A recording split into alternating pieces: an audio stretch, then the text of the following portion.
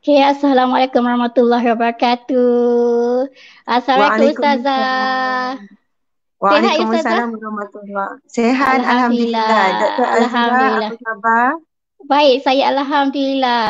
Alhamdulillah. Alhamdulillah. Hari ini dengan izin dan kasih sayang Allah Subhanahu Wa Taala, kita dapat bersama dengan Ustazah Asma. Ustazah, saya nak cerita satu benda, Ustazah. Okey, boleh Saya silakan. sebenarnya saya pernah jumpa ustazah, kalau ustazah ingat lah, tapi ustazah jumpa ramai orang Ya. kan. Tak, Saya saya pernah jumpa perasan. ustazah. Pernah. Saya jumpa ustazah di PKN Shah Alam. Ya, Ah, saya ingat masa tu muka masa tu doktor. lepas tu saya tanya kat kawan-kawan, apa kata kalau kita jemput ustazah ke rumah ngaji Medina? Semua suka ustazah. Jadi tapi Alhamdulillah. lepas tu kita tak berkesempatan sebab sekali dah COVID dan alhamdulillah subhanallah. Hari ni Allah izinkan melalui kita StreamYard bersama tapi melalui online. Betul. Subhanallah kan. Dan juga jadi hari ni itulah dia, Allah yang mujib dah bagi. Sorry, Allah sorry, sorry. izinkan. Tak apa Ustazah. Allah izinkan untuk kita bersama. Dan pagi ni kita ada tajuk wanita yang paling bahagia. Sebenarnya bila kita cerita tentang wanita ke Ustazah kan, lagu memang ada lagu, tajuk lagu wanita paling bahagia dan sebagainya. Buku-buku pun banyak kan Ustazah. Tapi subhanallah, sebab kenapa saya pilih tajuk ni, saya pernah tengok dekat YouTube. YouTube Okey, tajuknya wanita yang paling bahagia. Jadi saya suka dengan tajuk tu. Sebab semua wanita nakkan bahagia. Cumanya bagaimana kan Ustazah? Mungkin ada betul. tips-tips, cara-caranya dan juga yang penting kita nak berlandaskan daripada Al-Quran dan juga hadis. Bila kita betul-betul berlandaskan Al-Quran dan hadis tu, insya-Allah kita akan jadi wanita yang paling bahagia. Cumanya pagi ni kita nak minta tolong Ustazah untuk kupaskan dengan tajuk wanita yang paling bahagia. Boleh Ustazah InsyaAllah. InsyaAllah, insyaAllah. Bismillah, bismillah. Bismillahirrahmanirrahim. Assalamualaikum warahmatullahi wabarakatuh. Assalamualaikum warahmatullahi wabarakatuh. Alhamdulillah. Alhamdulillahi rabbil alamin. Hamdalillah. Salatan wa salaman ala rasulillah. Sayyidina wa maulana wa habibina wa syafi'ina Muhammad ibni Abdullah wa ala alihi wa ashabihi awliyaillah. Alhamdulillah, terlebih dahulu minta maaf tadi macam kerang kabut sikit. Jadual sebenarnya pukul 10 kan, kemudian staff dia tersilap tengok, dia ingatkan pukul 10.30, jadi setting semua tu jadi kelang kabut. Bila permulaan kelang kabut tu dia memang akan memberi kesan sikit lah kepada persiapan kita dan sebagainya. Mohon maaf ya Dr. Azura, Tak tadi apa, tak tu apa saya Ustazah. panggil panggil Syira tu sebab saya tahu mic ni tak boleh duduk sini. Masya Allah. Sorry, sebelum ni Ustazah klip dekat sini. Cari yang besi.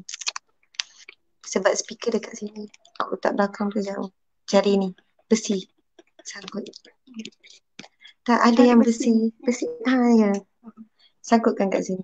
Minta maaf ya doktor. Tak apa, Sebab tak kita apa. live bersama serentak dengan IG. Jadi yang di IG ni dia tak tengok doktor. Dia orang dengar suara saya Ah, saja. Jadi kita perlukan satu wayar lagi untuk sangkut supaya dia orang sekurang-kurangnya dapat dengar suara doktor. Sebab saya sendiri sebenarnya nak dengar juga ilmu daripada doktor. Saya tahu doktor pun ada eh, pengalaman yang banyak. Betul. Saya dah subhanallah. malam tadi saya ambil masa duk scroll FB doktor. Pagi ni pun saya duk baca lagi. Seorang yang Allah sangat positif, Allah. yang banyak berkongsi, banyak menulis, kemudian doktor pun buat juga sharing live dan sebagainya. Jadi nanti saya pun ada soalan lah untuk doktor insya-Allah. Okey. Allah Akbar, subhanallah. Subhanallah, Alhamdulillah. Sahabat-sahabat di Instagram, terima kasih kepada semua yang turut hadir sama. InsyaAllah kita sama-sama memanggil seramai mungkin lagi sahabat-sahabat kita yang lain untuk sama-sama hadir. Ada yang kata line slow, tak dapat, tak jelas. InsyaAllah. Line Ustazah tak cantik ke? Oh, ada yang banyak tanya. Ada masalah dekat Instagram ni. InsyaAllah nanti kita mungkin nak kena jelas tak? Line okey tak? Gembira tak gerak, suara pun tak ada di IG. Okey, sekejap ya. Kita tutup sekejap. Sebab memang nampak tadi ada masalah lain. Tadi wifi tak boleh on. Share guna internet je. Okey. Dekat kita ni doktor ada masalah tak line saya? Tak ada. So far okay. Clear. So far clear. Subhanallah. Alhamdulillah. Okey. Cuba buka balik ni. Okey. Tutup buka balik. Dah tutup buka balik.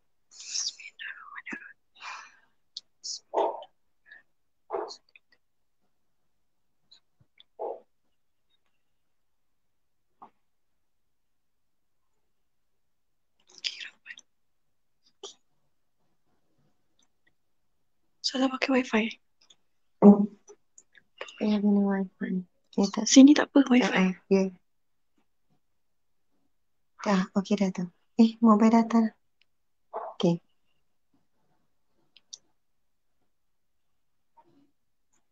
Kalau IG tak elok juga, tutup je lah. Kalau dia orang komen kata tak jelas. Okey. Subhanallah, alhamdulillah, Allahu akbar. A'udzubillahi minasyaitanirrajim. Bismillahirrahmanirrahim. Alhamdulillahi rabbil alamin. Hamdan lillah, salatan wa salaman ala rasulillah. Sayyidina wa maulana wa habibina wa syafi'ina Muhammad ibni Abdillah wa ala alihi wa ashabihi awliyaillah.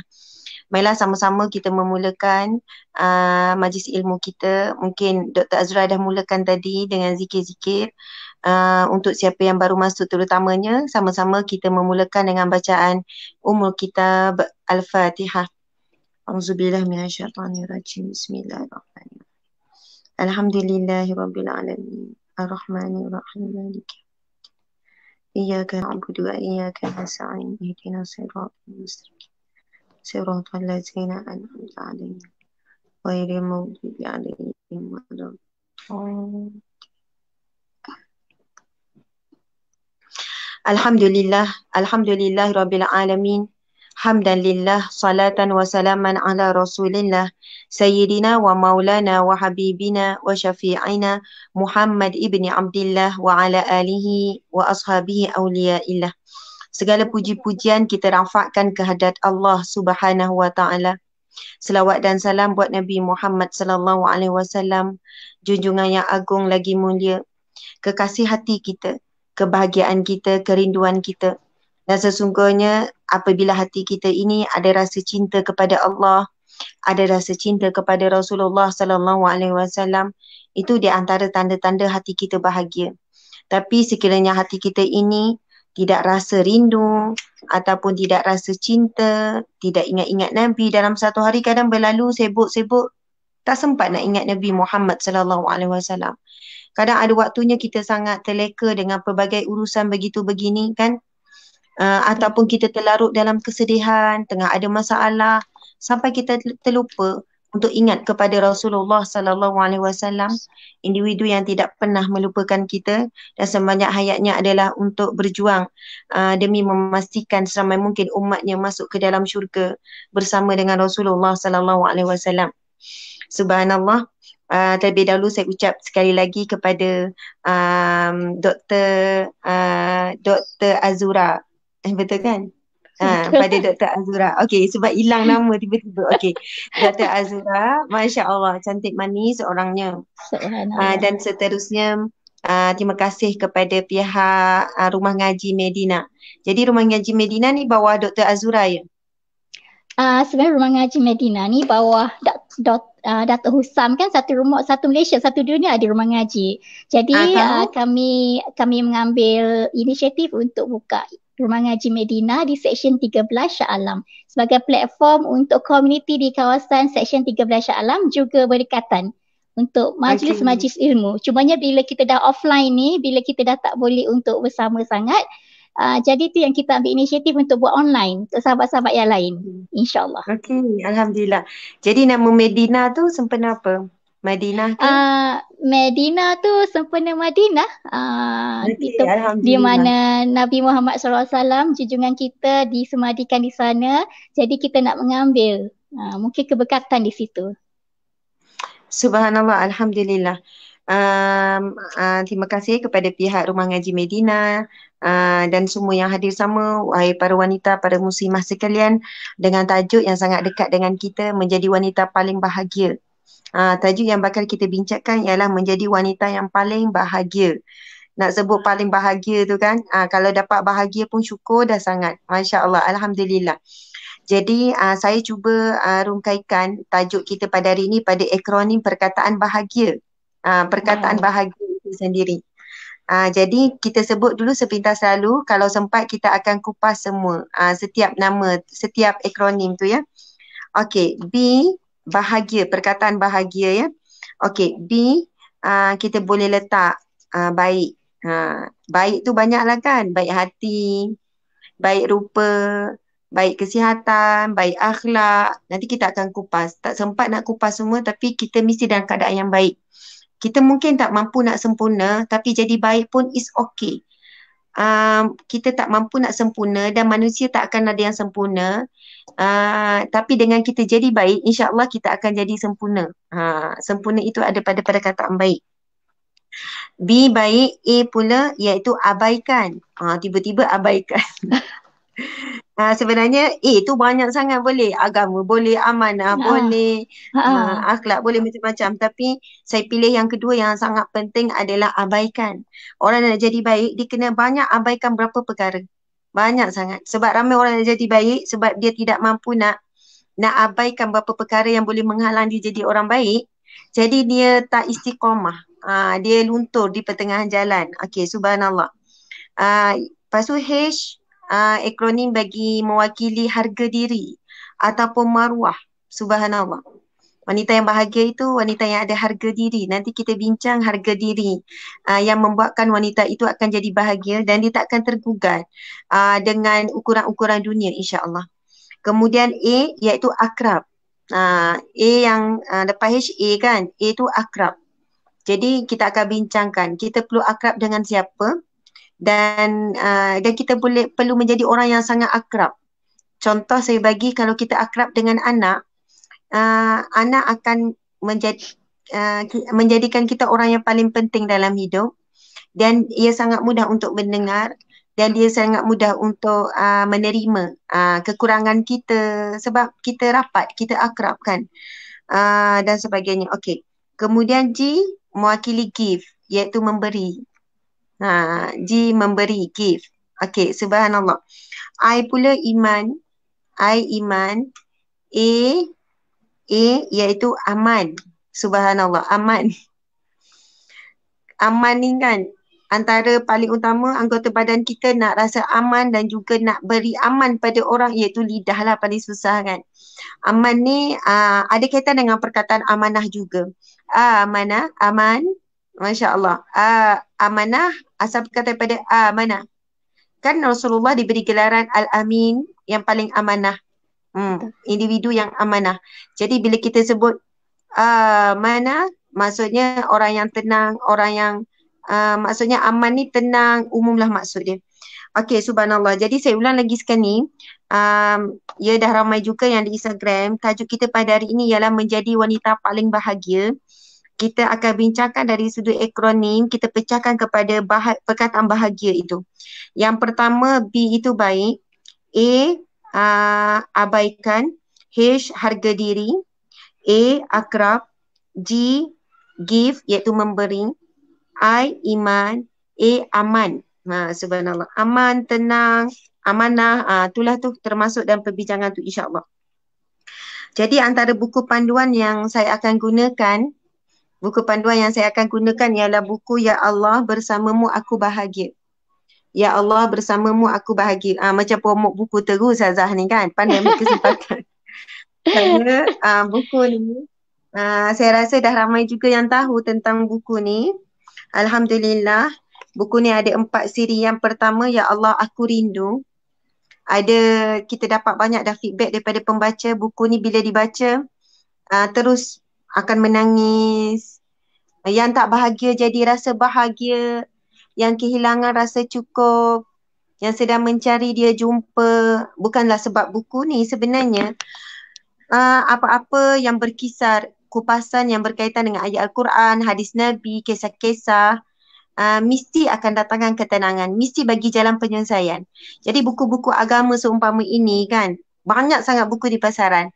Kalau kita tengok semuanya berkisah kupasan tentang firman Allah dan juga hadis Nabi, kisah-kisah orang-orang soleh, para nabi, orang soleh dan sebagainya.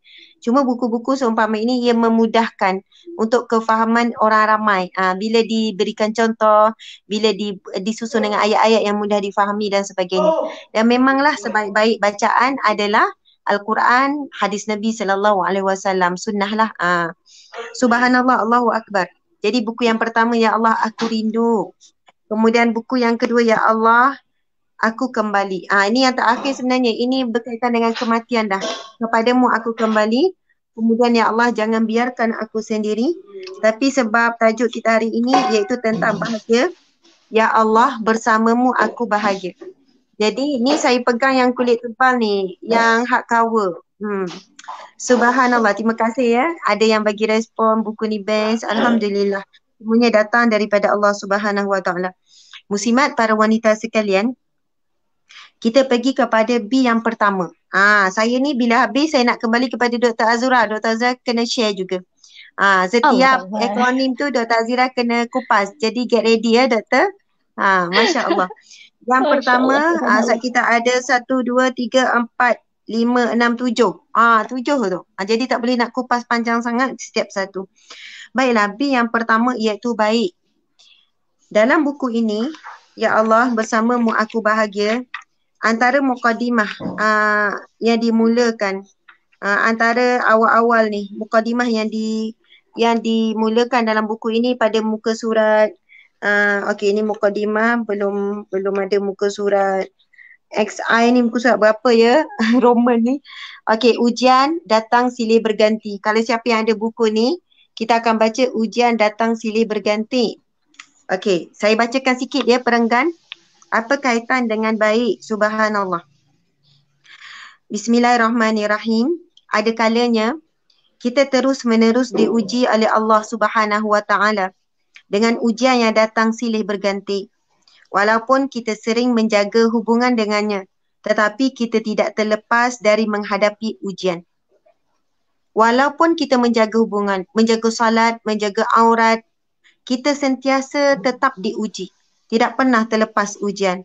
Kadang-kala mungkin terdetik di dalam hati kita, mengapa terus-menerus Allah menguji kita dengan pelbagai cabaran dan kesusahan.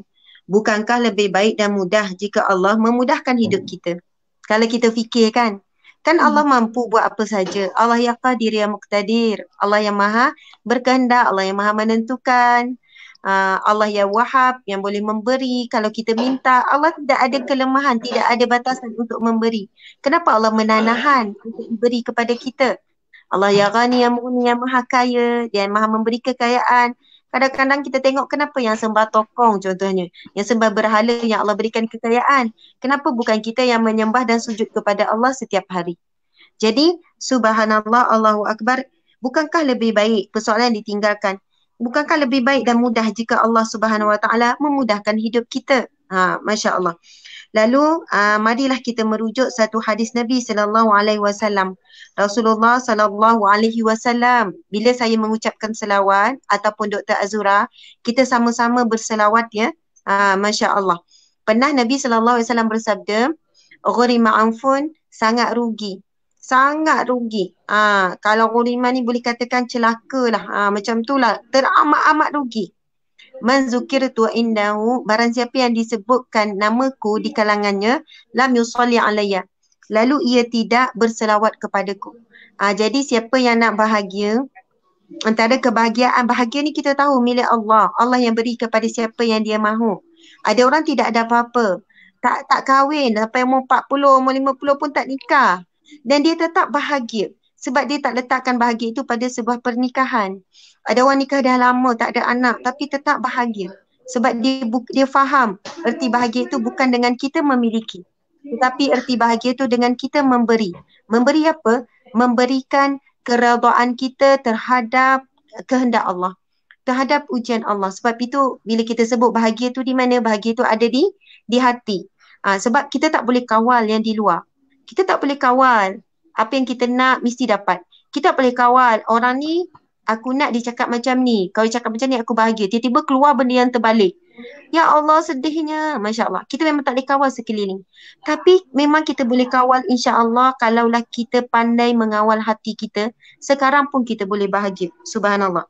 Baiklah. Kita bacakan hadis Nabi. Ini dalam buku ni ya. Kalau siapa ada buku ni boleh buka. Kita sesama tadabbur. Ya Allah, bersamamu aku bahagia. Masya Allah. Ada yang tanya Ustazah mana nak dapatkan buku ni, boleh je nanti tinggalkan komen ataupun iklan.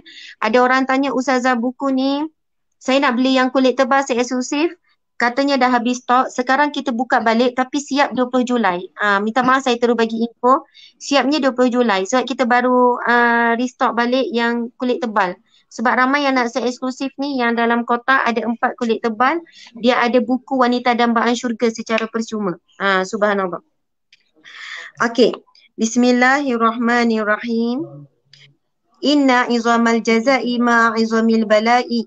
Wa inna allaha iza ahabba qawman ibtalahum faman radiya falahu ridha wa man saqita falahu saqat. Sadaqa Rasulullah sallallahu alaihi wasallam. Yang bermaksud sesungguhnya pahala besar kerana balasan untuk ujian yang berat.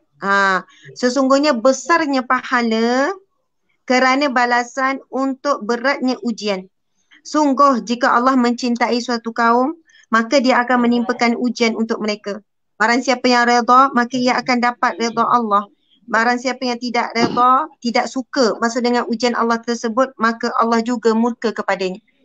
Okey, jadi jawapan yang jelas, wahai para wanita sekalian yang sedang diuji dengan apapun ujian, berbahagialah. Kerana apa? Berbahagialah kerana itu tanda-tanda kita sedang dicintai oleh Allah Subhanahu wa taala. Masya Allah.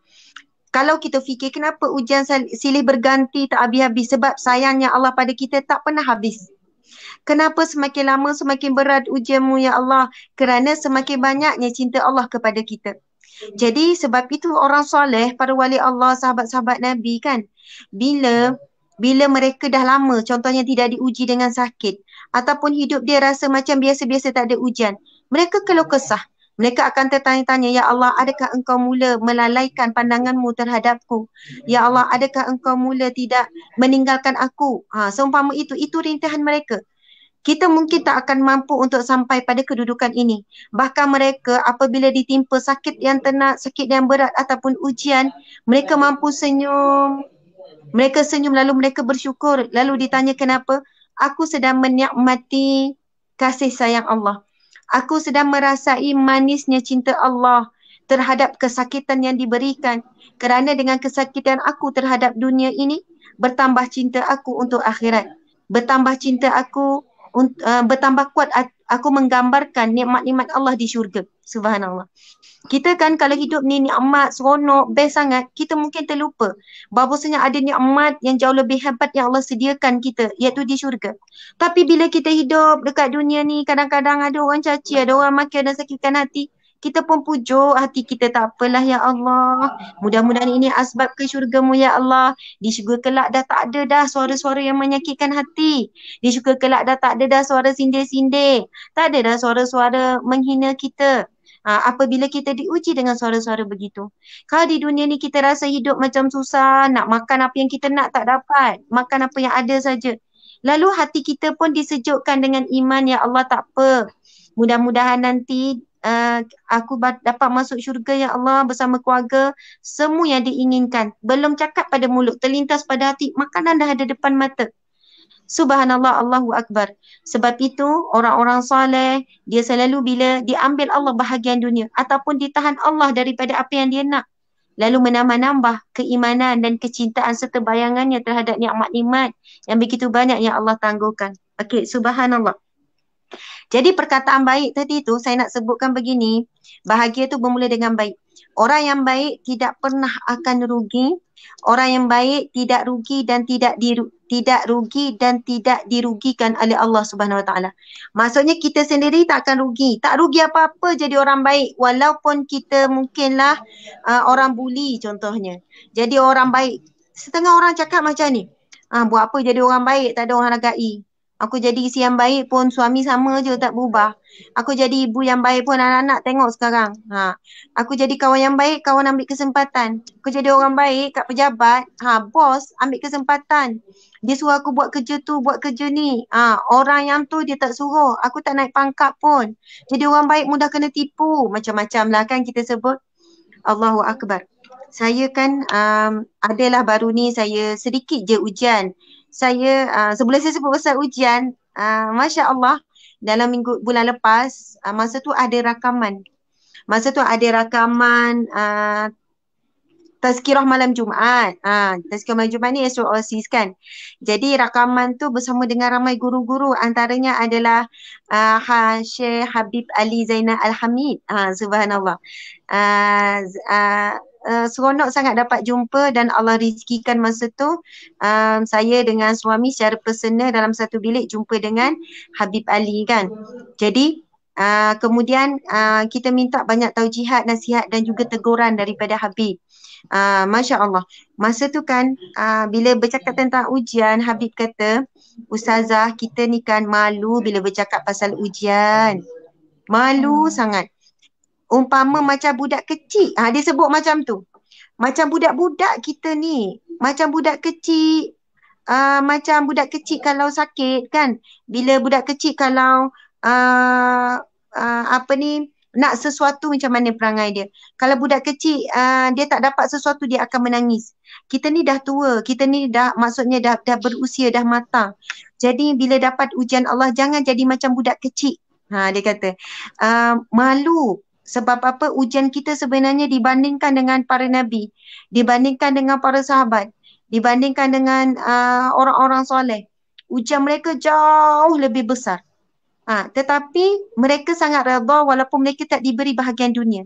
Manakala kita pula begitu banyak bahagian dunia Allah bagi. Dan Allah cuma tetap nak tunjukkan bahawasanya Allah sayang kita. Lalu Allah berikan ujian. Sebab Allah sebut, dalam hadis ini Nabi sebut, tanda Allah mencintai seseorang, mesti Allah akan uji. Jadi, Masya Allah, bila sebut pasal ujian, itu saya teringat kata-kata antara kata-kata Habib Ali Zainal Abidin. Cuma masa selepas daripada tempoh tersebut, beberapa hari je, adalah sedikit ujian yang saya lalui. Mendapat kecaman, cacian, itu biasa berlaku ya bila kita berada di jalan-jalan dakwah ni. It's okay. Tapi ada ketikanya bila ia sangat teruk, kita jadi macam ya Allah tak berapa kuat macam tu lah kan. Ada ketikanya kita lemah naik turun. Kemudian ada sahabat ni dia bagi saya satu taujihat lah, satu semangat. Dia kata Ustazah, maksudnya Ustazah tak perlu balas keburukan apa pun mereka sumpah serana, janganlah balas, kekallah menjadi orang yang baik. Sebab orang yang baik tak pernah rugi dan tidak akan dirugikan oleh Allah Subhanahu Wa Taala. Walaupun orang nampak seperti rugilah, kan boleh jawab, kan boleh pertahankan, contoh begitu kan. Kita tengok keadaan lah. Lepas tu yang kedua, saya seronok bila disebut macam ni. Saya teringat dia sebut tu kata-kata, petikan kata-kata siapa. Dia kata ketika ada orang yang menyakitimu, ketika ada orang yang menyakitimu, jangan sekali-kali kamu lupakan sifat kudrah Allah Subhanahu Wa Taala. Maksudnya sifat kehendak Allah Subhanahu Wa Taala. Allah berkehendakkan sesuatu itu berlaku dan orang itu adalah perantaraan Allah sahaja untuk merealisasikan ataupun untuk kehendak Allah itu terlaksana. Subhanallah. Jadi lihatlah manusia itu hanyalah perantaraan Allah untuk memberikan kebaikan yang begitu banyak kepada kita. Seorang wanita, contohnya seorang wanita yang tak dapat diuji dengan bukan suami yang baik. Kekallah anda jadi wanita yang baik. Kekalkan kita jadi isteri yang baik. Sebab kita nak jadi baik, kita jadi baik bukan kerana suami, kita jadi baik bukan kerana anak-anak, kita jadi baik bukan kerana kawan-kawan. Bahkan kalau kita tiada ada sesiapa pun, tak ada suami, tak ada kawan, tidak ada anak, mungkin hidup sebatang kara, mak ayah dah meninggal, kita tetap memilih untuk jadi orang yang baik. Dan kita tak akan ubah prinsip untuk jadi orang baik walaupun keliling apa yang berlaku. Bukan kita kata, Ustazah saya akan jadi baik kalau suami saya baik.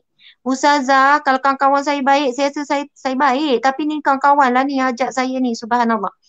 Orang yang baik tidak akan rugi dan Allah tak akan rugikan sedikit pun daripada jadi orang baik, banyak memakan hati, banyak simpan rasa, banyak orang zalimi contoh. Bila jadi orang baik, orang ambil kesempatan. Setiap sesuatu yang berlaku kerana kita jadi orang yang baik, tidak akan disia-siakan, dirugikan oleh Allah Subhanahu wa Ta'ala.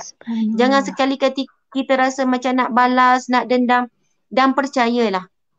Subhanallah, banyak pengalaman saya bila berhadapan dengan wanita. Saya bila tengok wanita, biasanya dia akan bercerita bukan perihal dia. Dia akan bercerita tentang perihal sekeliling. Ustazah, saya nak mengadu sikit. Ya, kenapa? Jaranglah yang datang, Ustazah, saya nak mengadu tentang saya. Ustazah, jarang. Perangai saya ni macam ni, Ustazah, tak ada. Jarang yang datang kaunseling nak mengadu tentang diri dia. Tapi biasa nak mengadu tentang pasangan, mungkin masalah adik-beradik, mungkin masalah orang luar, subhanallah. Saya pun tanya, saya akan tanya, Puan, lepas kita meninggalkan, ni saya tanya soalan pada kita semua termasuk diri saya. Lepas kita meninggal dunia kan, Masya Allah, Allah akan tanya tak tentang orang-orang keliling kita. Dalam kubur besok, muka Nakir akan tanya tak, suami kamu macam mana, anak kamu macam mana, ni, kamu macam mana, tak. Kita akan ditanya, dihisap tentang diri kita sahaja. Kita kat dunia, kita banyak fikir tentang orang, sibuk tentang orang. Tapi bila masuk dalam kubur, kita hanya akan ditanya tentang diri kita saja. Kita tak akan ditanya tentang orang sekeliling. Dan orang yang banyak menyibukkan memperbaiki diri, jangan bimbang. Allah akan perbaiki orang sekeliling. Tapi masalah kita hari ini sibuk nak memperbaiki orang sekeliling. Ini jangan salah faham pula. Ustazah ni, habis tu tak didiklah anak, tak payah didik anak. Allahu Akbar. Seorang ibu yang terdidik, seorang ibu yang jaga solat, yang jaga aurat, yang jaga ibadah, yang jaga Al-Quran, yang jaga zikir. Betul kan? Automatik anak-anak akan baik. Percayalah.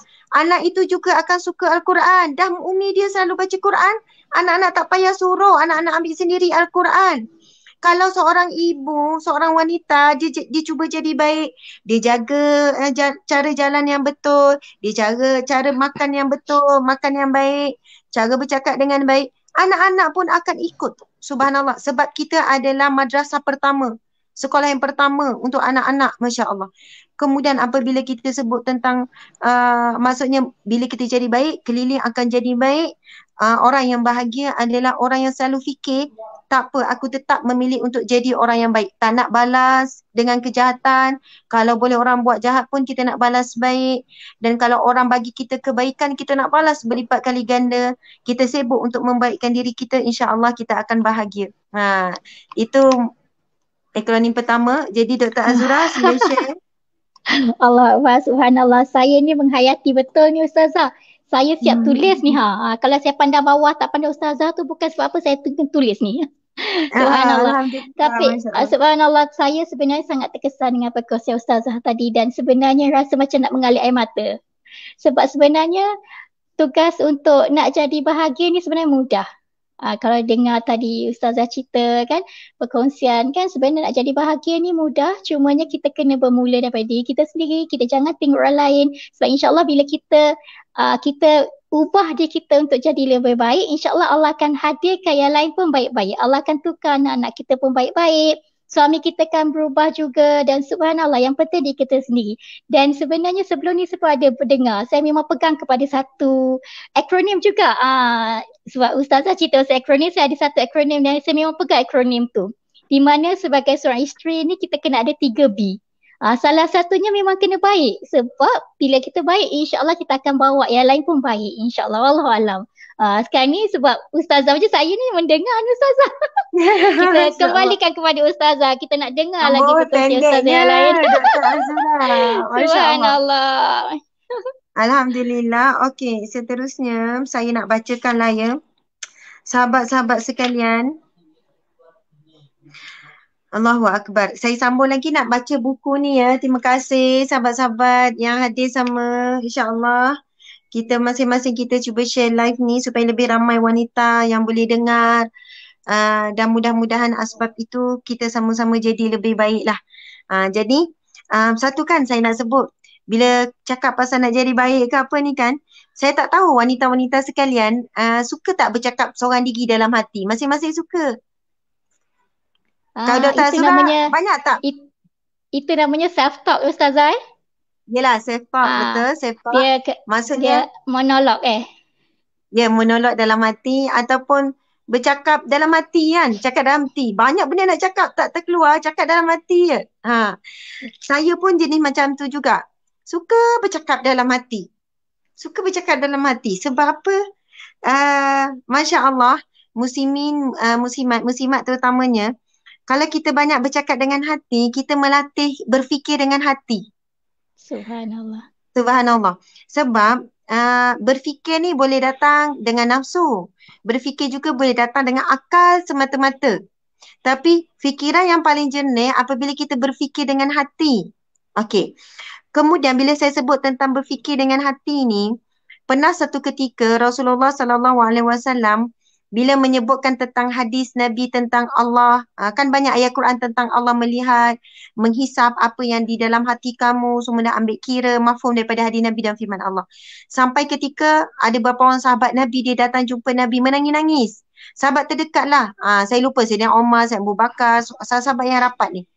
Dia datang jumpa dengan perkataan, Ya Rasulullah, aku tidak mampu, Ya Rasulullah, aku tidak mampu. Ya Rasulullah, kami tidak mampu, kami tidak mampu. Saya tak ingat ayat mana yang turun ketika itu, yang mana menceritakan tentang Allah akan menghisap semuanya. Bahkan yang di dalam hati kamu pun akan dihisap oleh Allah Subhanahu Wa Taala. Jadi bila sahabat dengar ni, sahabat pun sebut, Ya Allah, kami tidak mampu. Kemudian bila Nabi dengar, Nabi kata, adakah kamu ingin menjadi seperti Bani Israel yang mereka memilih-milih mana nak taat, mana tidak mahu taat. Ikut suka. Nak yang taat, yang suka taat, yang tak suka tak nak. Bukannya sami'na wa ata'na, kami dengar dan kami taat. Kemudian sahabat Nabi terdiam. Sebab apa? Subhanallah, nak jaga hati, suara hati sangat payah. Maksudnya bukan kita saja. Semua manusia biasa kecuali Nabi Muhammad sallallahu alaihi wasallam, sahabat Nabi pun lintasan hati ni. Bila nampak keburukan orang, betul kan doktor? Bukan senang. Betul. Tengok suami, kadang ada kata-kata, kita geram kat dia tapi dalam hati. Tengok siapa adik-beradik ke, tengok kawan-kawan ke kan, kat luar ke, Masya Allah. Kemudian para sahabat ni menangis-nangis. Mereka begitu ketakutan. Ketakutan menangis berhari-hari. Subhanallah. Saya baca dalam kitab Riyadhus Salihin, dalam bab berkaitan dengan ni, dalam kitab Riyadhus Salihin, saya tak ingat dah surah mana yang turun. Dan sebab nuzulnya akhirnya, turunlah firman Allah Subhanahu Wa Taala, antaranya iaitu la yukallifullahu nafsan illa wus'aha. Tidak aku bebani, tidak akan Allah bebani seseorang itu melainkan mengikut kemampuannya. Jadi kemudian turun juga ayat Al-Quran yang lain, hadis Nabi yang lain. Nabi sebut sesungguhnya tidak akan dicatat. Tidak akan dicatat. Maksud dicatat di sini adalah dosa. Apa yang keburukan yang terlintas di hatimu, tidak akan dicatat lagi keburukan. Melainkan apabila kamu menzahirkan ataupun kamu melakukan. Jadi kadang bila bercakap dalam hati, ada terlintas yang buruk, muslimin muslimat sekalian, maka kita belum dicatat dosa. Boleh catat dosa. Kecuali bila terkeluar pada lidah. Dalam hati tu kan mengomel je. Tak boleh kontrol, akhirnya terkeluar kata-kata yang keji. Maka itu baru dicatat dosa. Tapi kalau tak keluar, dia akan hilang begitu saja. Tetapi dengan cakap yang baik-baik, itu kan Nabi sebut dalam hadisnya yang sahih, barang siapa yang berniat, berkata maksudnya kebaikan di dalam hati. Niat ni kan dalam hati, bukan pada lidah. Jadi apabila apa-apa yang terlintas kebaikan pada hati telah dicatat pahala. Dan apabila kamu melakukan digandakan 10 kali ganda. Jadi sebab itu muslimat sekalian belajar bercakap dengan hati. Saya kan contohlah kan kita dengan suami kan. Tak bolehlah bagi contoh saya. Bagi contoh orang lain lah walaupun macam kisah kita je kan. Contoh kalau seorang isteri ni dia mengadu. Ustazah, suami saya tak romantik lah. Suami saya tak romantik. Apa ukuran kamu romantik? Yelah romantik tu kalau panggil sayang. Betul kan? Saya seronoknya. Saya bahagia lah kalau suami saya panggil sayang. Ya, awak bahagia kalau suami panggil sayang. Tak bagi makan pun tak apa. Sayang dah cukup. Contoh kan? Dia kata, tak adalah Ustazah. Biasalah kita Ustazah. Semua tu dah dapat. Tapi yang tak dapat ni membuatkan kita rasa macam tak cukup. Perasan tak? Kadang-kadang kita kan sebab sesuatu yang belum kita dapat, kita jadikan ukuran bahagia kita tu sentiasa berubah-ubah. Memula bahagianya bang kalau dapat kereta kancil. Lama-lama bang bahagianya kalau dapat Myvi nak upgrade. Dah dapat MyV, bang seronoknya tengok Istimah, contohlah. Maksudnya kalau ikutkan nafsu kehendak kita, bila letak pada benda, kita tak akan jumpa bahagia. Kita tak akan jumpa Betul. bahagia. Bagi tu pada hati, pada syukur. Walaupun kita belum dapat apa yang kita nak, tapi kita sedang bahagia, menikmati apa yang kita ada. Okey. Saya kata, lepas tu puan cakap apa? Saya tanya kan, puan tak cakap dekat suami, nak suruh suami panggil sayang? Saya dah cakap, dia tak adanya, dia tak nak layan. Maksudnya, saya cakap, bang panggillah saya sayang macam orang lain. Saya nak awak panggil saya sayang. Dia kata, saya dah cakap dekat dia. Saya kata, okey sekarang awak bercakap tak dengan hati awak? Bercakap tak dengan hati? Oh, bercakap dengan hati? Saya nak share sebenarnya dengan muslimat sekalian. Kalau kita banyak bercakap dengan hati kita, jangan tak bercakap langsung pula dengan manusia kan. Menolak hati, sebab apa? Bila dalam hati banyak perkara yang boleh terjaga dari telinga orang mendengar, tapi yang ajaibnya suara hati kita Allah dengar.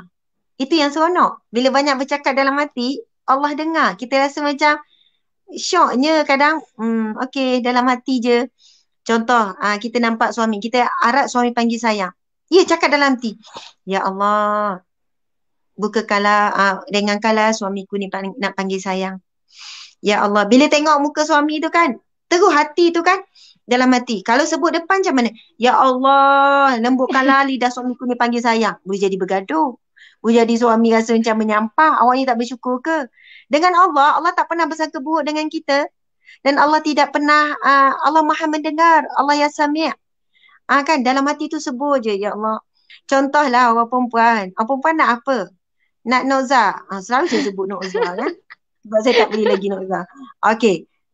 Nak apa? Nak gelang emas. Contoh kan tengok orang pakai gelang emas, dia tak ada gelang lagi. Dalam hati tu kita sebut, ya Allah izinkanlah satu hari aku dapat gelang emas. Contoh kan. Tengoklah, tengok kadang-kadang kalau kita tengok ada kereta idaman, kita sebut kat mulut, bang, moga-moga satu hari ni ya. Beza tuan-tuan puan-puan, muslimat. Beza kalau kita cakap dalam hati. Ya Allah, dalam hati kan, ya Allah izinkanlah ya Allah, suka sangat kereta tu ya Allah, murahkanlah rezeki. Cakap dalam hati, bisik. Ini jadi doa yang langsung dengan Allah. Berbeza kadang bila kita sebut ni dia jadi macam kita rasa macam, kalau sebut ni macam teruk benar kadang tu. Macam kurang bersyukur. Lepas tu sebut ni macam kehendak semata-mata ataupun nafsu. Tapi bila dengan hati tu kan, automatik dia jadi macam doa. Tengok suami, contoh suami hari tu dia malas ke, kita suruh dia nak landing je contoh kan. Dalam hati, ya Allah, ringankanlah tubuh badan suamiku ni. Ya Allah, jadikanlah suamiku ni orang yang rajin. Mulut senyum je kan. Ya Allah, rajinkanlah suamiku ni. Contoh kan. Ini tips paling mahal ni. Sebab kalau turun kan dia bising. Jadi dalam hati betul, subhanallah. Saya kan betul, saya sendiri amalkan, bukan nak sebut saya ni kuat beramal tak. Kadang dengan kawan-kawan, kadang-kadang dengan orang kita tengah deal kan, tengah meeting ke, dalam hati tu kan, nak cakap dengan orang yang dalam meeting tu, maksudnya sesuatu tapi tak tercakap, cakap dalam hati je. Ya Allah, diamkanlah sikit mulut dia ni, contoh kan. Contoh, ya Allah bagilah dia mudah faham, ya Allah bagilah dia boleh terima cadangan-cadanganku ini. Maksudnya, hati kita ni kan selalu macam monolog. Monolog dengan siapa? Monolog dengan Allah. Masya Allah. Betul. Bila kita pergi kedai makan, kita tengok ada perempuan seksi kan. Ya Allah, bagilah dia rasa bersalah, rasa berdosa dengan pakaian dia. Ya Allah, jadikanlah dia wanita salihah. Ya Allah, kesian dia. Ya Allah, mungkin keluarga dia macam tu. Maksudnya, kita mata tu tengok, dalam hati tu bercakap je kan. Betul. Subhanallah. Allahu Akbar. Bila kita banyak bercakap dengan hati, dia akan sampai ke hati. Percayalah. Sampai ke hati. Saya tengokkan banyak. Sebab apa? Ia adalah satu suara dalaman. Ia menjadi satu doa yang rahsia kita dengan Allah. Rahsia sungguh. Jadi selamat daripada riak, takabur, tamak. Kalau kita sebutlah kan. Kalau kita sebut, ya Allah berikanlah aku kereta apa nak? Kereta Mini Cooper ya Allah. Kan rasa macam tak tergamak nak sebut. Kalau siapa yang nak Mini Cooper lah. Ini saya bagi contoh je ya. Jadi kita pun dalam hati. Tengok Mini Cooper, ya Allah minatnya. Dalam hati. Tak rasa teruk sangat. Macam tu. Masya Allah. Masya Jadi Allah, subhanallah. Cuma Ustazah mungkin kita kena letak ya Allah. Jangan ya aku nak betul. dia kan Ustazah kan? Kena ikat dengan ya Allah, Kena. ya Allah. Kalau nak sebut pada lidah, ya Allah nak tu, kita rasa macam malu bila orang dengar, takut hati kita ni tak selamat daripada ujub, daripada riak, daripada takabur, Masya Allah. Jadi bila cakap dalam hati kadang-kadang tu ada benda kita nak tegur suami, saya nak bagi tips macam ni. Sebab pengalaman saya handle masalah rumah tangga ya, kadang bila wanita ataupun suami isteri terlalu banyak bercakap guna lidah, dia tak sampai ke hati. Tak sampai ke hati. Bercakap, isteri suka bebe, mak suka bebe pada anak. Macam tu. Subhanallah, Allahu Akbar. Kemudian, kadang kalau ada pasangan contoh yang suka bergaduh depan saya kan, saya kata, boleh tolong diam tak? Boleh tolong diam tak? Diam sekejap. Kadang dia orang bergaduh ni, dia orang tak fikir dah kita duduk depan. Ini cerita saya masa kerja jadi pembincang rumah tangga. Saya kata, boleh diam tak? Okey, sekarang boleh fikir tak? Boleh tak bercakap dalam hati? Masing-masing nak pasangan apa? Jadi masing-masing diam. Saya kata boleh pun diam kan? Subhanallah. Boleh pun diam. Lepas tu saya kata okey. Jadi dalam hati tu, saya kata apa yang puan cakap dalam hati, apa yang tuan cakap dalam hati tu, saya tanya siapa yang dengar? Ustazah, Allah dengar apa yang saya cakap dalam hati. Ya. Pasangan dengar tak? Pasangan tak dengar. Tapi Allah boleh bagi tak pasangan tu rasa? Boleh. Allah Maha Kuasa. Allah dengar apa yang kita dalam hati kita. Tapi belum tentu yang puan cakap pada suami tu suami dengar. Sebab tu puan dah cakap benda ni berapa tahun? 10 tahun dah Ustazah. Dia dengar tak? Dia tak dengar. Ada yang suami kata saya dah ulang benda ni, dia tetap buat. Ya. Sebab hati manusia, hati anak kita bukan kita yang pegang. Sebab tu kadang-kadang kita tengok anak kita kan. Masya Allah kita tengok. Umi kenapa tengok? Dalam hati tu bercakap. Ya Allah jadilah dia ahli Al-Quran. Ya Allah jadikanlah akhlak dia baik. Ya Allah. Bukanlah tengok dengan mata macam ni. Bukan. Maksudnya kadang-kadang tengok anak tidur. Masya Allah, Allahu Akbar. Sebab itu kan, betul sangat. Ni, Mushi Syiran ni dia cerita. Kadang nak minta sesuatu takut susahkan suami. Tergerak je dalam hati, ya Allah teringlah nak makan McD yang set baru tu. Tiba-tiba suami singgah McD. Tanya nak apa-apa tak? Lapar lah. Ni contoh. Saya sebenarnya saya perasan, dalam kehidupan saya sendiri, memang banyak. Ada satu ketika tu benda yang sangat pelik, saya teringin benda tu sangat pelik. Sebenarnya bukan pelik sangat. Masa tu saya teringin kunafah. Kunafah ni makanan Arab. Sedap kunafah ni makanan Arab tu kan. Sedap tu. Dr. Azra suka juga. Ya. Suka. Tapi kalau nak cari di Negeri Sembilan sangat susah. Sangat susah di Negeri Sembilan ni. Kedai Arab tak ada. Orang jual kunafah ni tak ada. Satu hari saya teringin sampai saya tengok gambar di internet. Punyalah teringin nak makan kunafah. Jadi saya tengok orang jual dekat online. Lepas tu saya tanya semua area-area KL. Tak ada yang Seremban. Saya teringin. Lepas tu saya dalam hati tu terlintas. Ya Allah teringin nak makan kunafah ni. Sedapnya ya Allah. Teringinnya macam mana ni. Okey. Pada hari yang sama ataupun keesokannya, suami saya ada meeting lah dekat KL. Saya tak bagi tahu pun suami. Bang tolong cari kunafah. Sebab suami saya pun tak kenal masa tu kunafah tu apa. Bang tolong cari. Tak ada. Tapi dia kata dia ada pertemuan dengan kawan dia tu di satu tempat. Tiba-tiba ada orang jual kunafah. Orang bukan kedai. Tapi ada orang jual tepi dalam bentuk tu. Dia kata dia cuma terlintas. Mungkin saya suka ni. Dia tak tahu saya suka tu. Saya tak pernah cerita saya suka kunafah ke apa, tak pernah. Saya sebenarnya baru je tersuka kunafah tu macam tu. Jadi lain kalau benda yang dah biasa kita suka kan. Tapi dia bawa balik, saya kata ya Allah. Macam mana abang tahu? Macam mana ya? Macam mana tahu? Tak tahu, tergerak hati je nampak. Rasa mungkin awak nak kot. Adalah bahasa kita suami isteri panggil apa kan. Mungkin awak nak kot. Saya kata ya Allah, kuasa bisikan hati, doa. Belum tentu kalau kita call, bang cari kunafah ya, tolong ya cari sampai jumpa saya nak. Belum tentu dapat. Betul. Belum tentu dapat. Masya Allah. Jadi suara hati adalah doa yang sangat dalam. Yang mana kita direct dengan Allah, kita sebut. Ya Allah sekian-sekian. Apa yang kita tengok. Walaupun benda tu nampak luar biasa, tapi tidak ada yang mustahil dan tidak ada yang luar biasa pada pandangan Allah dalam kuasa Allah Subhanahu Wa Taala. Masya Allah. Jadi saya harap Masya Allah. Masya Allah, Dr. Azura muslimat, kadang-kadang kita tak mampu nak bercakap dah pada orang yang kita sayang. Kita dah tak ada perkataan dah nak cakap. kita dah tak ada apa-apa dah yang kita nak, contoh kita buat salah kan pada pasangan. Kita rasa bersalah dah sangat dengan pasangan kita. Sampai kita rasa macam, apa yang aku patut buat untuk menebus kesalahan. Kadang bila kita tengok, kita rasa bersalah. Adalah kita buat dosa kan dengan siapa-siapa. Bila kita tengok, hati kita cuma berkata-kata, Ya Allah, lembutkanlah hatinya untuk memaafkanku. Ya Allah, padamkanlah kesakitan di dalam hatinya. Ya Allah, berikanlah dia rasa lupa terhadap apa yang kejahatan yang telah aku lakukan. Itu kan, kita cakap dalam hati.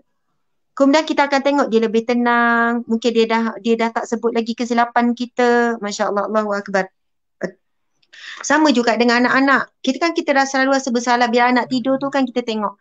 Ya Allah, bersalahnya lah pada anak-anak ni, Ya Allah. Kau nak cakap dengan suara macam drama TV pula. Ya Allah, rasa bersalah pada... Itu dah macam drama pula. Itulah kau dalam Tapi hati Ustazah kan. memang sebenarnya bila kita cerita tentang tadi tu, yang cerita sebenarnya kita bercerita dengan Allah. Apa sahaja dalam hati kita bercerita dengan Allah. Sebab kalau dengan Allah tu Allah yang sama, yang maha mendengar, Ustazah cakap tadi kan. Betul. Tapi kalau kita cerita dengan manusia, silap intonasi bergaduh. Betul, Kan? subhanallah. Jadi memang macam saya pun memang selalu buat perkongsian, memang apa-apa itu kita cerita dengan Allah.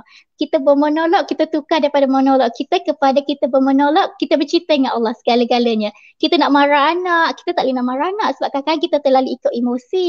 Kita tertinggi suara kan, jadi kita cerita je dengan Allah. Ya Allah, ya Tuhanku, ya Latif, lembutkanlah hati anakku ini. Kalau suami lagi kita tak boleh nak marah. Betul. Kalau suami kita tak boleh nak sang. Jadi kita serah je, Ya Allah, ya Barik, dah aku serahkan suamiku padamu, Ya Allah. Betul. Masya Allah. Subhanallah. Antara tip juga, kalau kita ada selisih faham dengan sesiapa saja, dengan suami, dengan kawan-kawan, dengan rakan bisnes ataupun dengan customer, klien, apa sajalah, dengan siapa-siapa, perkara yang terbaik ketika itu adalah diam. Perkara yang terbaik adalah diam.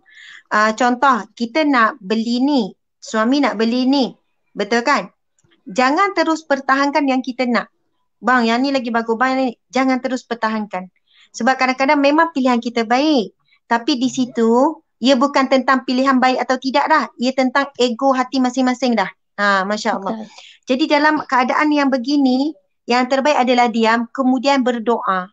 Sungguh berdoa adalah senjata kita orang mukmin. Kita berdoa, Ya Allah, kalau pilihanku ini benar, Ya Allah, tunjukkanlah jalan untuk kami. Kadang-kadang biarkan, lepas tu jangan bincang lagi. Bang, macam mana yang semalam, jangan bincang lagi. Tengok, kita akan nampak ada beberapa ketika Allah akan jernihkan keadaan tersebut. InsyaAllah selepas itu akan ada petunjuk-petunjuk, sama ada kita yang akan kata, bang, betul lah pilihan awak tu. Ataupun suami kata, saya ikut awak lah. Sebab kalau apa-apa yang kita bincang tiba-tiba ada pertentangan, jangan paksa untuk diselesaikan masa tu. Biarkan dulu perkara itu berlalu dengan diam. Diam dulu, tak rugi dengan kita diam. Diam dulu, kemudian berdoa dulu dengan Allah. Sebab kita tak tahu yang mana satu. Terus minta petunjuk dengan Allah Subhanahu Wa Taala. Okey, kita baru B ni kan. Yang kedua A. Saya nak sebut tentang A ni. A ni abaikan. Penting sangat tentang abaikan ni, muslimin muslimat sekalian. Bahagia tu B, yang pertama tadi itu jadi baik. Hati kena baik. Hati yang banyak bercakap dengan Allah, insya-Allah hati yang baik. Bila nampak orang baik, kita kata, Ya Allah, nak jadi baik macam dia. Tengok orang pemurah, Ya Allah, nak jadi pemurah macam dia. Bercakap je dengan hati kita. Bercakap banyak-banyak dalam hati ni tidak meresahkan jiwa. Tapi cakap banyak pada lidah memang akan membawa keresahan. Kadang lepas bercakap banyak, bang, saya cakap banyak lah. Bila cakap banyak dengan kawan tu kan balik, Ya Allah, laranya cakap apalah tadi tu, sejam borak entah apa-apa. Tapi bercakap dengan hati, insya-Allah ia tidak meresahkan jiwa kita. Subhanallah. Okey. Bila sebut tentang A, iaitu abaikan. Bila sebut pasal abaikan, banyak perkara dalam hidup kita kena abaikan. Yang pertama, iaitu suara negatif dalam diri kita sendiri. Suara negatif dalam diri kita sendiri. Ini bukan suara syaitan, ini bukan suara iblis, bukan suara manusia yang tidak mahu melihat kita menjadi berjaya, tenang, bahagia dan sebagainya, tapi suara hati sendiri. Baiklah. Untuk jadi bahagia, kita tak perlu jadi orang lain. Cukup dengan jadi diri sendiri. Faham ya, tuan-tuan, puan-puan, muslimin-muslimat sekalian? Wanita terutamanya, untuk jadi bahagia tidak perlu jadi orang lain. Contoh, kalau kita tengok orang tu, bahagianya jadi macam dia. Bahagianya kalau dapat cemerlang macam dia. Bahagianya dapat kaya. Kita nampak bahagia tu bila jadi orang itu. Bahagianya muka macam Niloufar contoh. Comelnya mesti seronok kalau muka macam Niloufar contoh lah ya. Niloufar minta maaf saja buat contoh. Bahagianya kalau sekian-sekian lah suara macam Siti Nurhaliza. Suara emas. Keluar je tu duit berkepuk-kepuk contoh lah kan. Maksudnya sebenarnya kita boleh jadi bahagia dengan menjadi diri kita sahaja. Kita takkan boleh jadi bahagia menjadi orang lain. Masya Allah. Dengan menjadi diri kita, nama kita, rupa kita, tangan kita, kaki kita, tubuh badan kita, hati kita. Apa yang Allah kurniakan kepada kita hari ini, inilah alat ataupun cara untuk kita jadi bahagia di dunia, di alam barzah dan juga di hari kiamat kelak. Okey, kita perhatikan firman Allah Subhanahu wa taala, auzubillahi minasyaitonirrajim. Laqad khalaqnal insana fi ahsani taqwim. Sesungguhnya kami menciptakan manusia dengan sebaik-baik kejadian. Allah sebut tak manusia mana? Tak ada. Umum, seluruh. Sesungguhnya aku menciptakan manusia dengan sebaik-baik kejadian. Walaupun ada manusia yang kita tengok, lahir-lahir tak ada kaki. Itu juga ciptaan Allah yang terbaik. Walaupun kita tengok lahir-lahir manusia tu buta. Ada yang tak boleh mendengar. Ada yang bisu tak boleh berkata-kata. Ada yang tangan tak ada, kaki tak ada, semua tergolek je. Tapi kita bukan kata, Allah ciptakan tak sempurna. Tidak. Tapi kita perhatikan walaupun ada orang yang lahir tidak ada tangan, tak ada kaki. Tapi dia boleh hidup 40 tahun, 50 tahun. Allah berikan upaya yang sangat berbeza dengan orang yang menggunakan kaki berjalan, dia berjalan dengan cara yang lain. Maksudnya Allah beri kita faham berjalan ini bukan hanya dengan kaki. Walaupun aku tak beri kaki, bahkan ada orang yang tidak ada kaki, perjalanannya jauh lebih jauh. Ada orang subhanallah, ada saudara saya yang jauh, saudara mara juga, dia buta, Masya Allah tak lihat, tapi dia seorang peguam yang sangat handal. Masya Allah. Ada juga yang buta mata, saya ingat ada seorang hamba Allah tu tak boleh melihat apa semua. Masa saya kecil dia selalu datang, macam ayah saya macam banyak bantulah kehidupan dia, macam tu lah. Dia buta daripada kecil, sampailah berapa ketika semakin berapa lama dia datang, dia duduk jauh tapi sekali datang tapi boleh hafal 30 juzuk Al-Quran. Masya Allah. Maksudnya matanya tidak pernah melihat huruf Al-Quran, matanya tidak pernah melihat wajahnya sendiri. Dia tidak tahu pun bagaimana rupa mata, rupa hidung, rupa mulut. Dia tidak pernah lihat macam mana rupa Kaabah walaupun dia solat 5 waktu. Subhanallah, dia tak pernah. Allah tidak beri nikmat dia untuk melihat. Tapi rupanya yang lebih buta adalah kita. Nampak dia buta pada matanya, tetapi mata hatinya sangat celek. Kita yang buka, mata yang terbuka yang boleh lihat ni, berapa minit sehari kita tengok mata kita ni melihat Al-Quran. Tengok tulisan Al-Quran. Berapa lama. Sedangkan mata esok akan berkata depan Allah. Selama kita hidup 40 tahun, 50 tahun, 60 tahun, akan berkata apa yang kita lihat setiap saat. Dan kita akan sangat menyesali saat itu apabila rupanya kita tengok umur 50 tahun, mata tengok Al-Quran masa ketika baca rupanya tak sampai 1 tahun sepanjang hidup. Kita mesti menyesal, 50 tahun aku hidup, tak sampai 1 tahun pun aku melihat Al-Quran ataupun bahkan lebih sedikit. Masya Allah, Allahu Akbar. Okey, contohlah kalau orang yang berniaga kan, kalau saya sebut, saya jual apa contoh? Jual apa ya? Contoh saya jual apa? Saya nak jual apa? Contoh saya jual kurma. Betul lah, saya jual kurma contoh kan. Okey, kurma. Saya mesti akan cakap, kurma ni terbaik. Tak adalah cakap terbaik. Kurma ni bagus, gini-gini. InsyaAllah kurma ni untuk kesihatan. Saya akan cerita yang baik-baik, betul kan? Betul. Ataupun saya nak cerita macam ni, nak kurma tu je. Contoh benda yang saya jual kereta lah, contoh kereta. Tiba-tiba saya jual kereta. Saya jual kereta apa, kereta Honda ke apa kan, kereta Honda yang canggih ni. Saya mesti akan cerita, kereta ni terbaik. Kereta ni canggih. Ada kamera ni, kiri kanan, depan belakang semua kamera ni. InsyaAllah safety gini. Okey, lepas tu kan, ustazah pula yang cerita, orang lebih confident kan. InsyaAllah, bila buka je Swiss, dia terus keluar. Bukan Swiss, main tekan je kan. Terus keluar, baca doa, bawa kenderaan contohlah. Jadi kereta ni berkat saya kata. Apa-apalah cerita kan. Jadi, bila kita sebut, kita cerita tentang ciptaan manusia, kita akan bagi tahu sekian-sekian untuk meyakini manusia bahawa ini adalah terbaik. Jadi Allah Akbar. Orang pun akan jadi yakin. Itu manusia yang bercerita. Dan bila yakin, dia akan kata, oh nak belilah biar betul. Ya, harga dia pun okey. Gini. Perjalanan jauh, selamat, sekian. Okey, sebab orang percaya, jadi orang rasa nak beli. Itu manusia yang bercerita. Dan kita tahu manusia sangat lemah dalam ciptaan ataupun dalam menciptakan sesuatu. Tapi bila Allah sebut di dalam Al-Quran, laqad khalaqnal insana fi ahsani taqwim. Sesungguhnya kami menciptakan manusia dengan sebaik-baik kejadian. Kenapa kita tak boleh yakin dengan Allah bahawa kita ada ciptaan yang terbaik? Kalau seorang penjual dia nak menjual barang, dia akan meyakinkan pembeli dengan bagi tahu kebaikan produk dia ni, gini, itu, ini. Dan akhirnya kita beli sebab kita yakin. Walaupun tak nampak bukti lagi pada diri kita. Tetapi apabila Allah sebut di dalam Al-Quran, aku menciptakan manusia sebaik-baik kejadian dan ia tidak khusus kepada mana-mana manusia, ia adalah semua manusia. Semua manusia. Dan sebaik-baik kejadian yang Allah ciptakan itu, iaitu diri kita sendiri. Kalaulah kita kata sebaik-baik Ustazah, tapi IQ saya tak tinggi.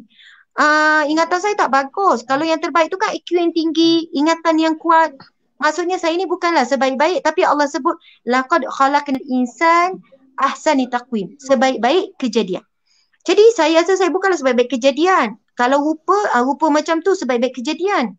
Saya rendah Ustazah, kalau sebaik-baik yang ngam-ngam tu je. Saya pula macam-macam lah komplain pada diri sendiri. Allahu Akbar. Siapa yang banyak komplain tentang diri sendiri, dia sedang komplain ciptaan Allah yang terbaik. Dia tengok muka, tak puas hati dengan mata dia, tak puas hati dengan hidung, tak puas hati dengan mulut, tak puas hati dengan kulit, mungkin tak puas hati dengan apa. Tuan-tuan, puan-puan, muslimat sekalian, kita sangat susah nak bahagia kalau kita tak rasa kita ada ciptaan Allah yang terbaik. Maksud terbaik di sini adalah baik di sisi Allah Subhanahu Wa Taala, bukan terbaik di sisi manusia. Kalau terbaik di sisi manusia, kita akan melihat, manusia akan lihat yang terbaik, manusia yang letak kayu ukur. Okey, kalau yang terbaik sebagai motivator, gini. Kalau penceramah terbaik, gini. Contohlah, terbaik di sisi manusia sentiasa akan berubah. Tiba-tiba keluar, yang ni lagi baik. Betul. Kalau yang tercantik di sisi manusia akan letak yang tercantik begini. Pasal wajah cantik tak cantik, ya Allah, Allahu Akbar. Itu sebenarnya tak ada nilai sedikit pun di sisi Allah Subhanahu Wa Taala. Hanya mata manusia je yang kagum. Wow, cantiknya, wow, handsomenya, wow dia ni. Hanya mata manusia yang penuh tipu daya saja yang akan melihat benda tu. Tapi Allah tidak pandang sedikit pun. Bahkan Nabi sebut, innallaha la yanzuru ila suwarikum wala ajsadikum. Allah tidak memandang wajah kamu, tubuh badan kamu, jasad Allah tak pandang sedikit. Dan kita tahu pada penilaian Allah, wajah yang cantik itu adalah bergantung kepada hati yang baik. Masya Allah. Hati yang baik, itu yang Allah pandang. Macam mana pun rupa sahabat Nabi yang hitam, gelap seperti Bilal bin Rabah, Sayyidina Bilal, subhanallah, yang berkulit hitam, hamba abdi. Tapi derapan telapak kaki Sayyidina Bilal telah pun kedengaran di syurga Allah. Dia di antara orang yang dicintai oleh Allah. Maksudnya cinta Allah ini apabila kita mencintai pemberian Allah terhadap kita. Bila kita tengok rupa kita, subhanallah, pernah tak kita depan cerminkan, ya Allah, terima kasih Engkau ciptakan aku dengan sangat terbaik. Rupanya tahap pemikiran yang Allah bagi kepada kita itu yang terbaik untuk kita. Tahap tinggi kita tu itu yang terbaik untuk kita. Dah banyak dah daripada ketinggian yang kita miliki ni, Allah selamatkan daripada mara bahaya kita tak tahu. Bentuk tubuh badan kita ni lah yang terbaik untuk kita. Kalau kita dapat tak seperti ini, Allah tahu ia lebih buruk untuk kita. Masya Allah. Allah berfirman di dalam Al-Quran, wa asa an takrahu syai'an wa huwa khairul lakum wa asa an tuhibbu syai'an wa huwa syarrul lakum wallahu ya'lamu wa antum la ta'lamun. Sadaqallahul azim. Yang bermaksud, boleh jadi apa yang kamu tidak suka itu ia baik bagi kamu, dan boleh jadi apa yang kamu nak, yang kamu suka itu ia buruk bagi kamu. Allah Maha mengetahui, kamu tidak tahu.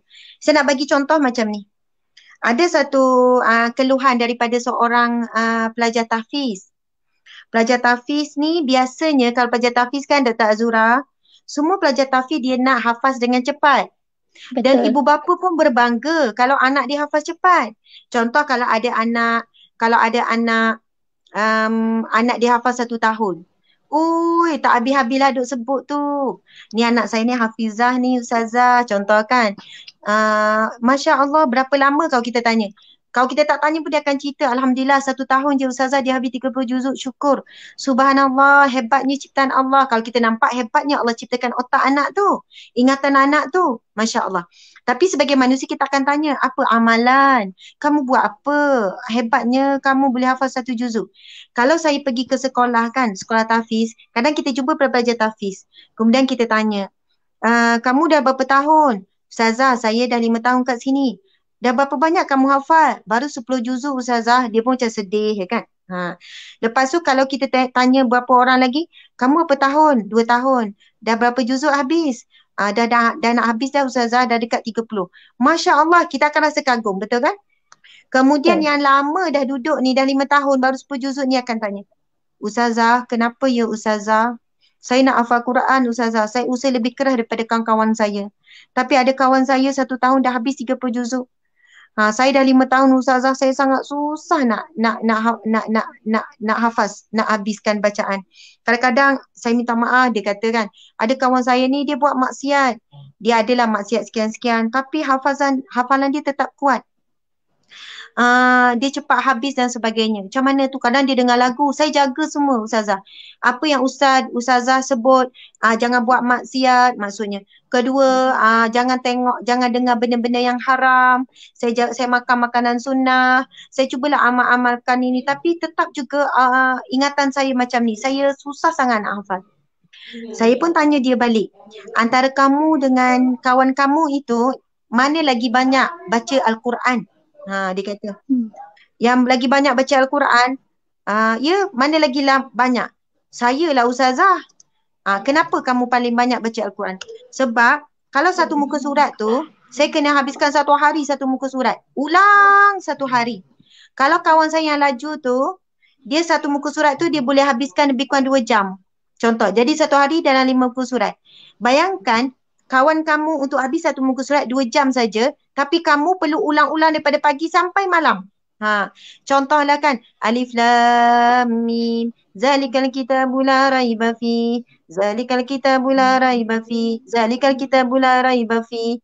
Betul tak? Kamu kena ulang banyak kali. Ya Ustazah, saya kena ulang banyak-banyak kali barulah boleh ingat. Jadi kawan kamu tu pula, dia tak perlu ulang banyak kali, dia terus ingat. Subhanallah, bayangkan betapa banyaknya pahala kamu, dan kerana itu Allah tahu tahap kamu ingat itu yang terbaik untuk kamu. Masya Allah. Itu yang terbaik untuk kamu. Kamu jangan rasa kalaulah kamu dapat ingatan macam kawan kamu, itu kamu akan jadi lebih baik. Tak. Bukannya bila kamu dapat, ya Allah, saya nak jadi macam dia, ingatan dia kuat, ya Allah, ingatan dia laju, ya Allah. Tak. Sebenarnya tahap ingatan kamu inilah yang terbaik untuk kamu. Sebab Allah beri mengikut keadaan kita masing-masing. Allah takkan bagi sama. Sebab apa? Allah naknya kita masuk syurga Allah, Allah berikan kita kemampuan yang berbeza-beza. Tinggal lagi kalau ada kelebihan kita syukuri. Bila kita ada kekurangan, kita sabar dan kita menerima dengan redha kekurangan yang Allah beri. Masya Allah. Jadi berbahagialah sesungguhnya kamu tergolong di kalangan hadis Nabi tu. Nabi sebut apa? Sesungguhnya setiap huruf Al-Quran itu diberikan 10 kebaikan. Setiap huruf 10 kebaikan. Dan Nabi kata, tidak aku katakan alif lam mim itu satu huruf, tapi alif 1 huruf, lam 1 huruf, mim 1 huruf. Bayangkan 1 hari kamu ulang ayat yang sama daripada pagi sampai malam, Allah bukan lihat kelajuan kamu hafaz Quran, tapi Allah akan kira kamu dah ulang ayat yang sama tu berapa kali, dan sekali kamu ulang tu kamu dapat pahala 10.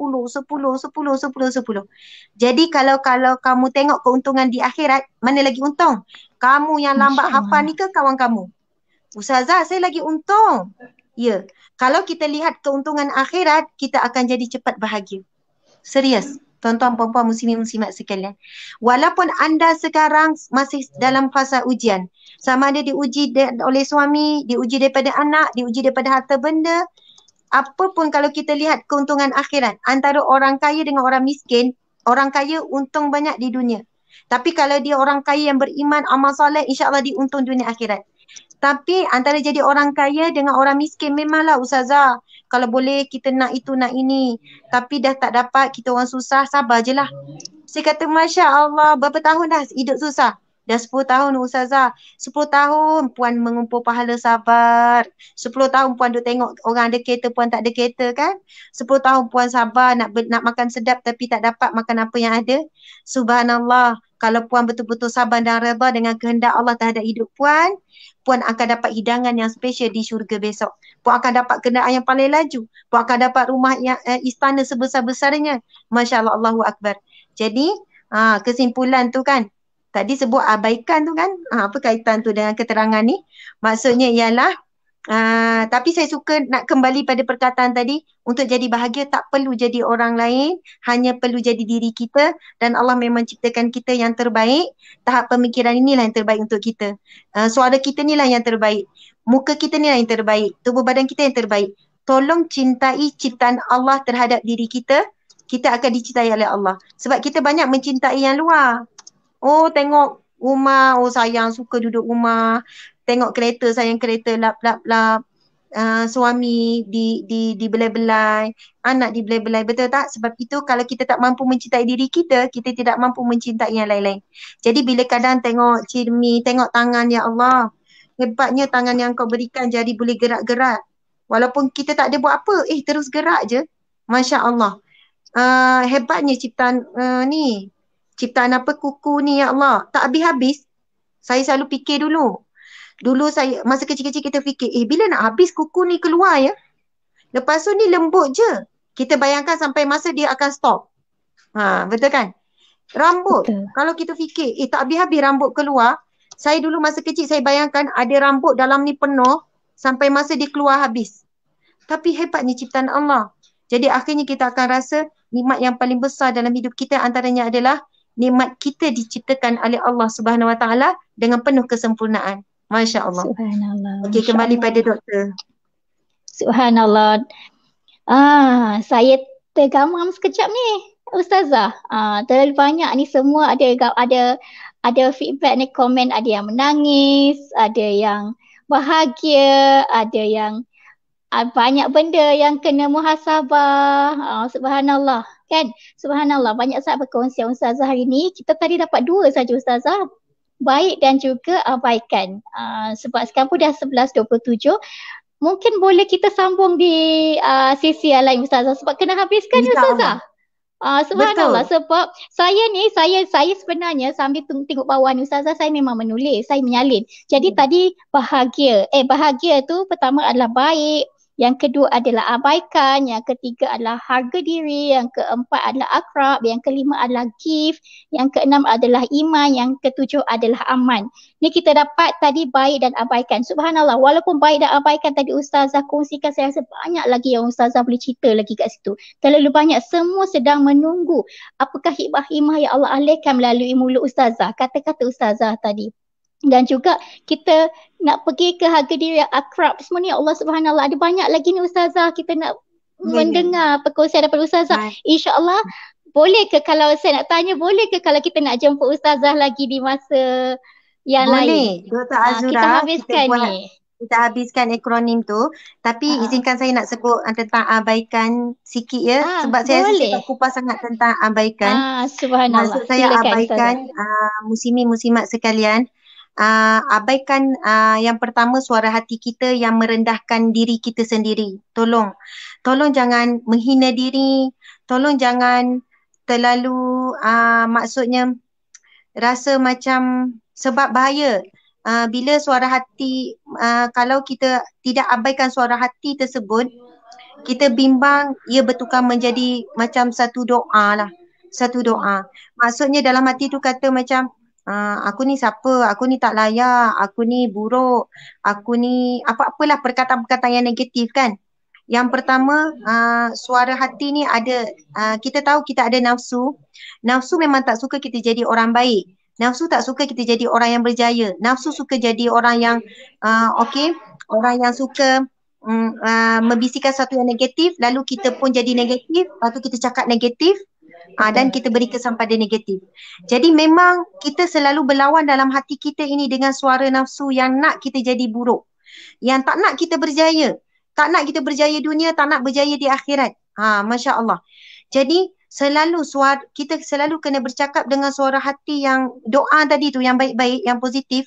Kalaulah kita nampak ada orang yang kita rasa macam suka jadi macam dia, terus kita, suara hati kita tu, ya Allah, bukannya aku tak layak, aku akan macam dia, aku tak ada macam dia, aku ni tak ada apa-apa. Allahu Akbar, Masya Allah. Kita telah pun menidakkan peluang-peluang yang begitu besar di masa hadapan kita. Sedangkan peluang di hadapan ni begitu luas Allah buka, Allah Maha Adil, Allah buka kepada sesiapa pun. Tetapi dengan syarat, mintalah kepada Allah. Allah sebut di dalam Al-Quran, Bismillahirrahmanirrahim, wa iza sa'alaka ibadi anni fa inni qarib ujibu da'wata da'i iza da'an falyastajibuli wal yu'minu bi. Sadaqallahul azim. Yang bermaksud, apabila hamba-hambaku bertanya tentangku, wahai Muhammad, katakanlah bahawasanya inni qarib, aku sangat dekat. Inni qarib, sesungguhnya aku sangat dekat. Masya Allah, dalam hadis Qudsi Allah kata, aku lebih dekat dengan hambaku daripada urat lehernya.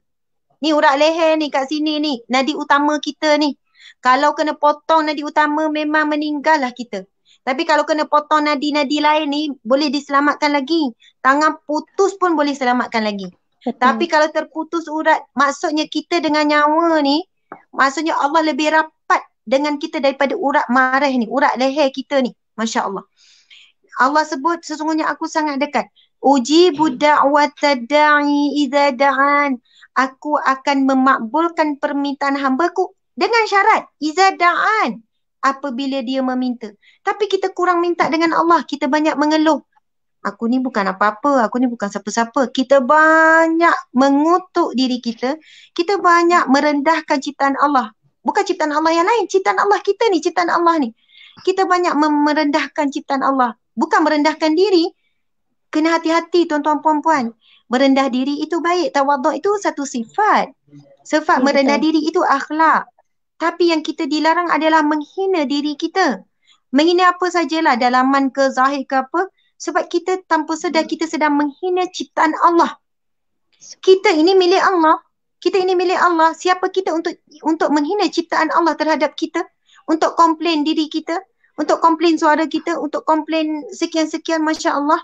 Tapi selalulah didik hati kita ini dengan mengabaikan suara-suara yang negatif dalam fikiran, dalam hati kita. Kadang suara itu datang daripada luar. Saya tahu banyak suara yang negatif datang daripada luar. Tapi kalau dalaman kita kuat, bila kita baca komen kan, contoh baca komen. Saya pun selalu juga baca komen. Yang pujian tu ialah kita pun istighfar. Masya Allah. Kadang-kadang dah terbiasa, kita dah tak rasa apa-apa. Tapi ada yang komen yang negatif kan. Bila baca tu, hati tu, ya Allah, Engkau yang maha mengetahui. Hati tu terus berkata, ya Allah, mudah-mudahan dia faham apa yang dikatakan. Kadang-kadang bila tengok perkara yang negatif, perkara yang maki hamun, terus doa dengan doa para sahabat. Saya nak share doa para sahabat, tuan-tuan puan-puan, cubalah amalkan doa ni. Saya baca dalam kitab akhlak Rasulullah SAW. Lepas tu bila baca dalam kitab, Dek boleh tak ambil kitab akhlak Rasulullah? Terima kasih, Syira. Ini nak penutup dah ni. Mana-mana. Okey. Ni kitab akhlak Rasulullah SAW. Ada 3 jilid kitab ni. Lepas tu, Masya Allah, antara tajuk yang dibawakan iaitu berkenaan dengan bagaimana sahabat-sahabat Nabi ni dia punya kata-kata ataupun suara-suara hati mereka. Suara hati tu maksudnya kata-kata mereka lah, dan kata-kata mereka ni, sahabat-sahabat ni mesti daripada hati mereka. Masya Allah. Kita pula kadang-kadang yang keluar ni tak sama dengan hati. Tapi sahabat ni di kalangan as-siddiqin, orang-orang yang benar. Maksud orang-orang yang benar adalah apa yang keluar pada lidah, itulah dalam hati. Kita pula, subhanallah, kadang yang keluar pada mulut tu, saya ikhlas ni, dalam hati tu mengharapkan perkara yang lain. Masya Allah. Jadi di kalangan as-siddiqin ni, para sahabat yang as-siddiqin, orang yang benar ni, kalaulah dibelah dada sahabat, yang keluar tu sama dengan dalam. Masya Allah. Kita jauh lah, kita jauh. Masya Allah. Tapi antaranya sahabat Nabi, bila diorang diuji dengan maki hamun, hinaan, cercaan, ataupun fitnah, ataupun umpatan, kejian manusia, mereka akan berdoa dengan doa seperti ini. Cubalah kita amalkan. Dan doa ini akan Fitnah tu tak selesai. Masalah mulut orang tu tak berhenti lagi bagi Amun. Tapi masalah macam selesai. Masya Allah. Sebab itu ujian kadang-kadang bukan untuk diselesaikan. Ujian adalah untuk diuruskan sahaja. Faham ya? Ujian Allah, banyak keadaan ujian Allah bukan untuk diselesaikan. Tetapi untuk diuruskan saja, nanti akan selesai sendiri. Masya Allah. Dan kadang-kadang kan, masalah itu bukan selesai dengan fikir, tapi selesai dengan tak fikir. Faham tak Dr. Azura? Masalah tu kadang bukan selesai dengan fikir masalah. Fikir macam nak pecah kepala ni. Tapi rupanya masalah tu boleh selesai dengan tak fikir masalah. Tak payah fikir, lepaskan je pada Allah. Lepaskan kepada Allah. Allahu Akbar. Masya Allah. Ni kita akan continue. Kita akan continue tajuk ni. Tapi saya nak sebut doa para sahabat ni macam ni. Memang ada dinukilkan. Bukan seorang dua. Banyak sahabat dia baca, dia akan berdoa dengan doa ni. Bila orang caci, orang maki, dia akan doa dengan sangat jujur. Dia kata, Ya Allah, ampunilah mereka, Ya Allah. Sekiranya apa yang mereka katakan itu tidak benar, Ya Allah. Dan ampunilah aku, Ya Allah. Sekiranya apa yang mereka katakan itu benar, Ya Allah. Dan tunjukilah aku kebenaran. Allahu Akbar. Subhanallah. Masya Allah. Faham kan maksud dia? Bila kita difitnah, dicaci maki, dihina, jangan terus kata orang tu salah. Kemungkinan memang kita salah. Betul. Ya. Ada orang marah-marah kita apa semua. Mesti ada silap. Silap kat mana ni? Jadi macam mana kita nak tenangkan diri kita? Kita baca doa yang dibacakan, yang diamalkan oleh para sahabat. Ya Allah, sekiranya apa yang mereka katakan itu tidak benar, maka maafkanlah mereka. Sebab sahabat-sahabat dia ada satu sifat, dia tak suka pun dia dapat pahala di atas dosa orang lain. Tak suka, sahabat-sahabat tak suka. Orang baik, sebab tu saya kata kekal kita jadi orang baik. Orang baik tidak suka dia dapat syurga di atas neraka orang lain. Orang baik tak suka dia dapat keampunan Allah dengan kemurkaan Allah terhadap orang lain. Orang baik dia tak suka dia dapat pahala di atas dosa orang lain. Tak suka, orang baik tak suka. Orang baik tak akan cakap, tak apalah dia orang tu nak ngata-ngata aku, nak ngumpat-ngumpat aku, yang penting aku dapat pahala, dia orang tu dapat dosa. Orang baik takkan suka buat macam ni. Tak suka. Sebab itu pada sahabat dia doakan, Ya Allah, ampunilah mereka, Ya Allah. Terus minta ampun. Ya Allah, ampunilah mereka, Ya Allah, ampuni mereka. Sekiranya apa yang mereka katakan itu tidak benar. Apa yang mereka hina itu tidak benar. Apa yang mereka cakap itu fitnah. Apa yang mereka kutuk maki itu mereka salah faham. Terus minta ampun. Bukannya Ya Allah tunjukkanlah, boleh dan doa macam tu boleh juga. Kalau kita kan tunjuklah kebenaran Ya Allah biar mereka tu tak. Tapi pada sahabat terus minta ampun bagi pihak orang lain. Ya Allah ampunilah mereka. Sekiranya apa yang mereka katakan itu tidak benar. Dan ampunilah aku Ya Allah. Sekiranya apa yang mereka katakan itu benar Ya Allah. Ampunilah aku. Dan tunjukkanlah aku kebenaran. Bantulah aku, tolonglah aku. Macam tu, subhanallah. Jangan sekali-kali kita ni kan, kita rasa kita betul je selalu. Bila ada maki hamun, kita kata inilah jalan perjuangan yang sebenar. Bila dimaki hamun, contoh. Subhanallah. Takut-takut memang kita ada buat salah. Ya, takut-takut memang kita ada buat salah. Jangan kita fikir bila ada cabaran je, kita sedang buat perkara yang benar. Bila buat perkara yang benar, mesti ada cabaran. Mesti muhasabah. Takut dalam kita rasa kita di pihak yang benar, rupanya kita ada buat salah. Jadi bila kita baca doa ini, ia akan mendidik diri kita jadi lapang dada. Lapang dada, kita tak jadi benci orang tu. Kita tak jadi bermusuh. Kita nak semua orang masuk syurga. Kita tak nak pun berjuang untuk syurga kita. Dan masih sama, kita gembira ataupun kita membiarkan ada orang menuju ke neraka, tidak. Masya Allah. Saya nak tutup dengan kisah Ibrahim bin Adham. Ibrahim bin Adham. Pun dalam kitab ni. Ibrahim bin Adham ni wali Allah. Dia dulu ada yang dikatakan bahawasanya Ibrahim bin Adham ni sebelum jadi wali Allah, dia adalah anak pembesar. Ada yang kata anak raja. Maksudnya kehidupan yang mewah, kehidupan yang lalai daripada Allah Subhanahu Wa Taala. Maksudnya dia orang anak bangsawan macam tu lah. Ada yang kata dia membesar di istana. Macam tu lah. Tapi pendek cerita, banyak kisah Ibrahim bin Adham, kata-kata dia wali Allah, dia alim ulama yang hebat. Satu hari, bila dia keluar daripada istana, jadi dia lama dah keluar, jadi pegawai-pegawai istana tidak kenal sangat Ibrahim bin Adham. Bukan macam sekarang kan ada gambar, viral ke, zaman-zaman tersebut tak ada lah. Maksudnya, kalau jumpa tengah jalan tak tahu pun siapa dia. Satu hari, Ibrahim bin Adham ni, adalah pengawal istana dia keluar, dia dah pergi merantau jauh. Lalu, pegawai istana ni bertanya, di mana pasar? Lalu Ibrahim bin Adham, dia bukan tunjuk pasar, dia tunjukkan kawasan perkuburan. Saya tak ingat cerita dia macam mana, kenapa. Ibrahim bin Adham ada sebab. Maksudnya ada sebab kenapa dia tunjukkan di sana, iaitu kubur. Ada maksud dia.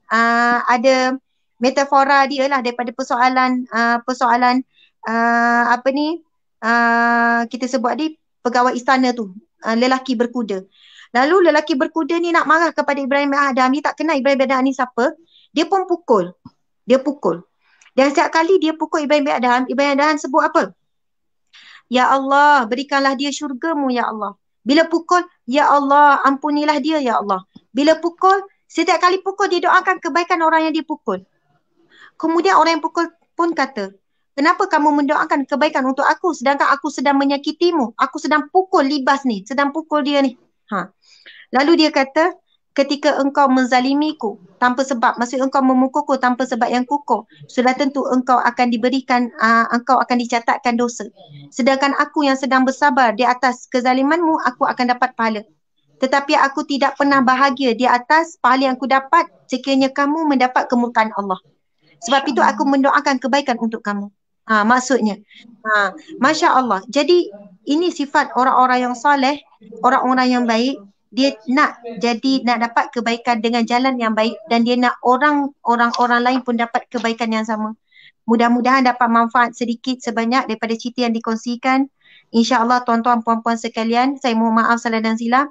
Ada rezeki Dr. Azura, kita jumpa lagi, kita sambung lagi tajuk kita menjadi, bukan wanita sebenarnya, menjadi manusia yang paling bahagia kan. Ya, betul. Kedudukan apa pun kita sebagai anak, sebagai ibu, sebagai isteri, sebagai suami, sebagai pekerja, di mana pun posisi kita, kalau kita kenal hakikat sayangnya Allah pada diri kita, kita akan jadi manusia paling bahagia insya-Allah. Masya-Allah. Insya-Allah, subhanallah, masya-Allah. Okey, macam mana tadi? Dr. Azra minta maaf. Ya. Sebagai penutup, marilah kita bersama-sama pasangan, ada program ya, Love Till Jannah. Betul ya Dr. Azura? Ada program Love Till Jannah, maksudnya dijemput kepada pasangan suami isteri untuk hadir program webinar Love Till Jannah. Masya Allah. Jadi program webinar Love Till Jannah ini, jadi kepada ada yang isteri, terus kita praktik, terus doa dalam hati, Ya Allah aku nak hadir lah, Ya Allah mudahkanlah suamiku, Ya Allah mudah-mudahan suamiku setuju nak hadir sama. Terus dalam hati tu bila baca je, bila dengar je, terus doa dulu. Apa yang bakal dikongsikan, ada adab bersama pasangan, zikir Asmaul Husna untuk pasangan rumah tangga, mengenali pasangan melalui grafologi, hidup di dalam kuantum, bagaimana kuasai emosi diri, pelajari 10 keperluan emosi, kuasai 6 gaya bercinta untuk lebih bahagia. Subhanallah. Yang pertama tu kan, semua sangat bagus, tapi yang pertama ada adab bersama pasangan. Ini topik yang sangat bagus kalau buat secara tertutup, kalau dapat juga bincangkan tentang bab adab jarang, kadang orang malu nak bincang, iaitu adab bila bercinta di bilik tidur tu lah, suami isteri.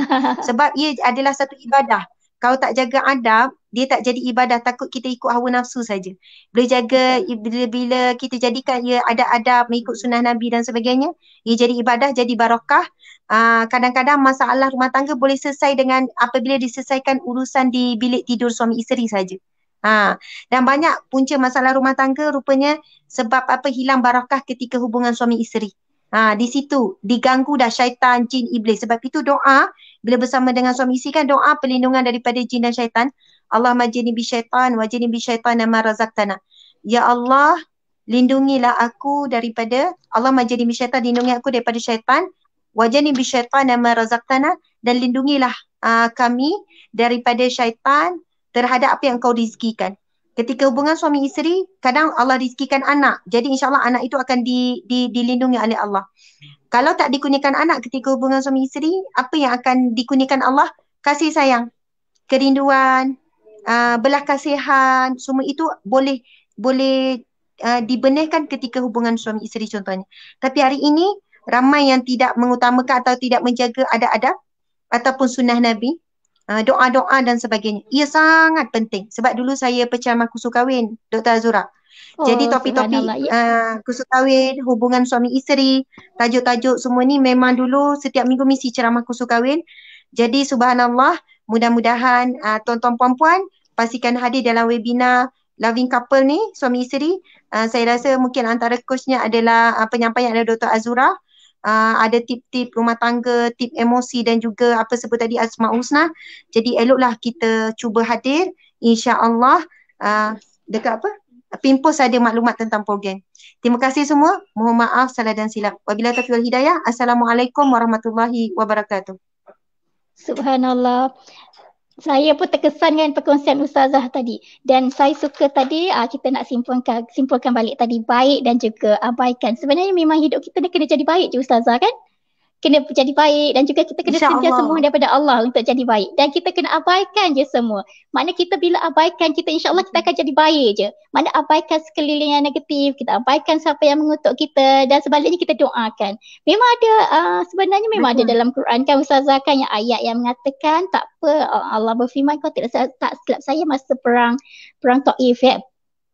Perang apa ya, saya pun dah lupa. Yang di mana Allah berfirman di situ yang biarlah orang buat kita tapi kita maafkan dan kita doakan. Kita maafkan dan kita doakan. Subhanallah. Betul, memang ada.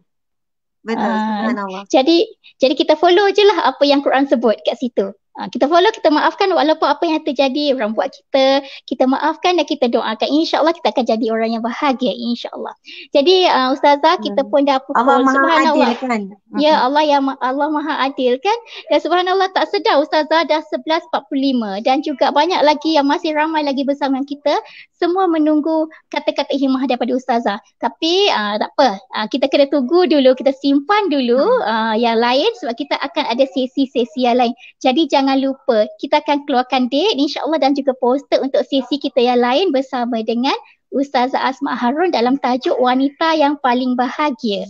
Masalahnya kat sini bukan wanita saja isunya, tapi kita nak jadi sentiasa semua nak jadi orang yang paling bahagia. Wanita ke, lelaki ke, semua nak jadi manusia yang paling bahagia.